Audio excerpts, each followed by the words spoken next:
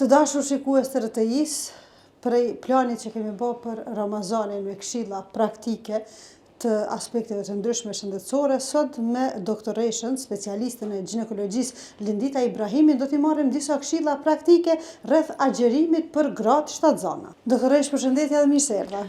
Përshëndetje, mirë se ju gjeta. Faleminderit që ke nda kohë për me I këshillu shikuesit tanë. Faleminderit edhe juve për ftesën, ishte kënaqësi. Doktoresh, për gjitha ato gra që janë shtatzane në këtë muaj të shenjtë të Ramazanit, e që kanë dilema nëse duhet me agjeru, munden me agjeru ose jo, çka kishe me ju propozu? Them të drejtën e si ginekolog obstetër nuk mund të themi në mënyrë të prerë që të gjitha gratë shtatzana mund të agjerojmë, sepse çdo shtatzani është unike. Natyrisht që vendimi ju takon atyre të agjerojnë apo të mos agjerojnë, por paraprakisht duhet të këshillohen me mjekun ose mjekën e cila e përcjell shtatzanin e tyre dhe kushtet që lejohen që ajo mund të agjerojë ose jo. Në mënyrë të prerë agjerimi nuk ndikon domethënë drejt për drejt në dëmtimin e gruas shtatzan, pavarësisht prej gjendjes shëndetësore që ka ajo, mundet edhe me agjeru ose mos me agjeru. Po, pavarësisht prej gjendjes shëndetësore, statutit të ushqyeshmërisë, hidratimit të organizmit vetë shtatzanës, në qoftë se të gjitha qëndrojnë në kondita normale, mund edhe të agjerojnë. Ka raste që gruaja shtatzane agjeron të Ramazanin, po ka raste që nuk guxon as të filloj të agjeroj, ose pasi të filloj duhet të ndërpres.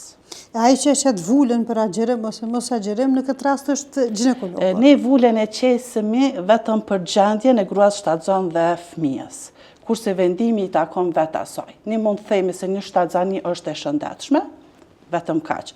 E vendimi të agjeroj ose jo I takon asaj, po duhet të ketë parasysh që në qendër të këtij vendimi janë dy jetë. Jeta e foshtjes ose frytit edhe jeta e vetë asaj. A ndodh që ndonjë grua në shtatzanin e parë, në fëmijën e parë ka agjeru deri në ditën e fundit, a do të thotë kjo që mund të agjerojë edhe në shtatzanit të tjera, apo duhet paraprakisht konsult me juve? Jo, gjithmonë duhet konsult e rapt me mjekun e cili e përcjell shtatzanin. Për shkak se thash që çdo shtatzani është unike, madje edhe njëjta gru në shtatzani të ndryshme mundet me qenë në gjendje të ndryshme.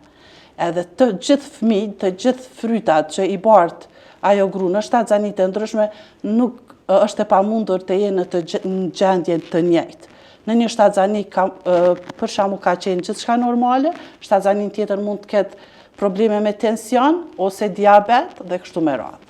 Kështu që gjithmonë duhet konsult paraprake, pastaj vendimi I takon asaj. Shumë studime dëshmojnë dita ditës që agjerimi ka ndikim pozitiv në organizmin tonë. Ka ndonjë studim që dëshmojnë që edhe në shtatzani mund të ketë ndikime pozitive? Ekzistojnë polemika të ndryshme, debate të ndryshme, po nuk ka fakte konkrete për dobi konkrete në lidhje me agjerimin dhe shtatzanin. E në cilat periudat të shtatzanis është kushtimisht më ndikues agjerimi? Për shembull, ka gra ndoshta që në fillim të shtatzanis nuk po mundem për shkak të ndryshimeve të mëdha. Po, trimestri parë është trimestri më I vështirë. Ka shumë mundime, shtatzana të vjellura, likshtim, për shkak të vjella mundet me ardhur deri te dehidrimi, nuk mundet mjaftueshëm me ngrënë ushqim. Është domethënë trimestri I parë më kritik. Edhe trimestri I tretë është më vështirë për me agjeru, për shkak se fetusi është në procesin e rritjes, jo sikur më herët që ka qenë procesi I zhvillimit, tash është në rritje, edhe nevojat ushqyese janë më të mëdha. Kështu që trimestri I mesëm ose trimestri I dytë duket të jetë pak më I përshtatshëm për agjerim.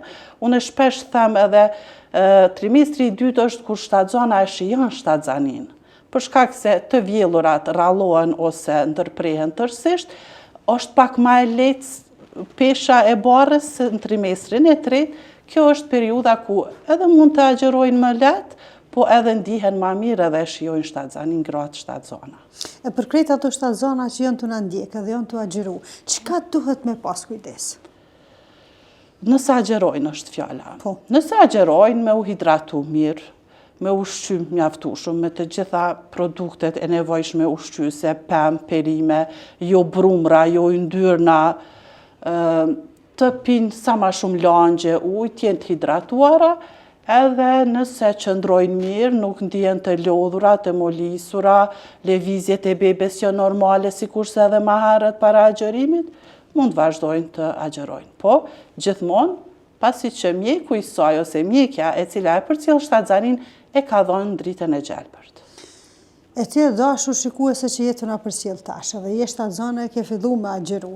Mos e anashkalon një konsult me profesionistin e fushës për me pa gjendjen tënde të përgjithshme edhe me pa realisht se çka po të propozon, me agjeru ose mos me agjeru. Sepse në këtë pikë doktoresh edhe aspekti fetar është i lirë. Domethënë shtatzanat janë një grup i njerëzve që munden me bos zgjedhje, nëse domethënë ndihen të gatshme dhe ndihen me shëndet mirë për me agjeru, po në anën tjetër edhe mund të lirohen nga agjerimi për me kompenzu në një fazë tjetër të jetës. Doktoresh, për mu ke shumë kënaqësi që në këtë bashkë bisedim arritëm me përcjell informacione të dobishme për gjithë ato gra shtatzane që po na përcjellin, edhe ato që shpresojnë për me pas shtatzani, edhe presin Ramazana. Nëse ki diçka përfund edhe ndonjë këshill që konsideron se është me rëndësi?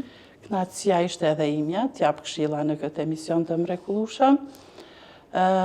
Unë kisha me thonë që agjerimi në shtatzani nuk tregon më shumë forcë ose më shumë bindje, besim.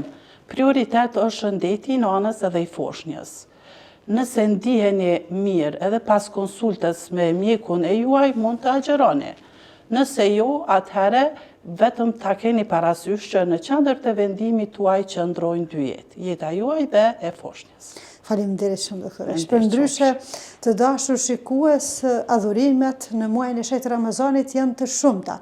Ne mund të jemi shtatzane dhe mund të mos agjerojmë, por në anën tjetër e kemi derën të hapur për shumë adhurime të tjera dhe për shumë shpërblime. Mirëmbëjtje.